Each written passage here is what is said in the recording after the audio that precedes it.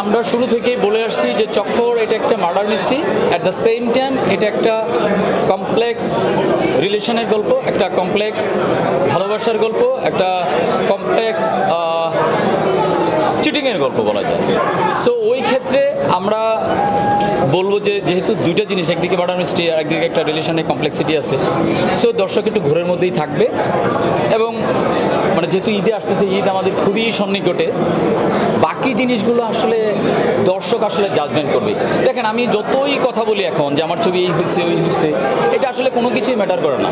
কারণ সিনেমা হলে দর্শক যাবে, টিকিট কেটে দেখবে, সে যদি তার গল্পের সাথে, চরিত্রের সাথে, তার ভাবনার সাথে যদি কানেক্ট করতে পারে, তাহলেই আসলে এটা মানুষ দেখবে, আদারওয়াইজ সেটা দেখবে না। তবে আমি দর্শককে, মানে এটা বলার জন্য বলা আর কি, হয়তো বলতে হয় বলে বলা, যে আমি দর্শককে অনুরোধ করবো, আপনারা যারা সিনেমা প্রেমী আছেন, যারা সিনেমা দেখতে চান, আপনারা তো ঈদের আরও ছবি আছে, বরবাদ আছে, জঙ্গলি আছে, অন্তরাত্মা আছে, জিন আছে, দাগি আছে, এই ছবিগুলোর পাশাপাশি আমাদের যে চক্কর 302 সেটাও দেখবেন। যে ছবি ভালো লাগবে সেটা নিয়ে কথা বলবেন, যে ছবি ভালো লাগবে না সেটা নিয়েও কথা বলবেন।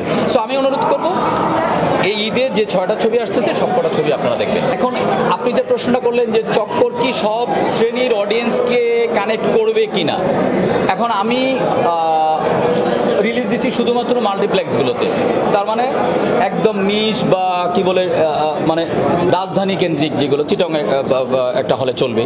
সো সেই ক্ষেত্রে কিন্তু আপনার একটা পার্সপেক্টিভ ক্রিয়েটিভ হয় যে তাহলে ওরা কেন সিঙ্গেল স্ক্রিনে যাচ্ছে না, তাহলে এটা কি ম্যাস পিপলের ছবি না? এটা না, প্রতিটা ছবির প্রমোশনের বা একটা টার্গেট অডিয়েন্স তারা মনে মনে করেই রাখে।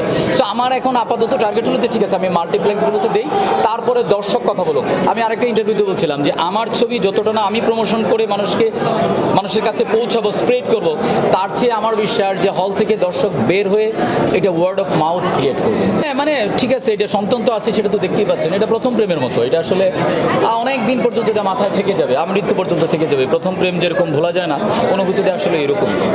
ওয়ালটন আবারও মিলিনিয়ার অফারে ওয়ালটন ফ্রিজ কিনে আপনিও হয়ে যেতে পারেন মিলিয়নিয়ার।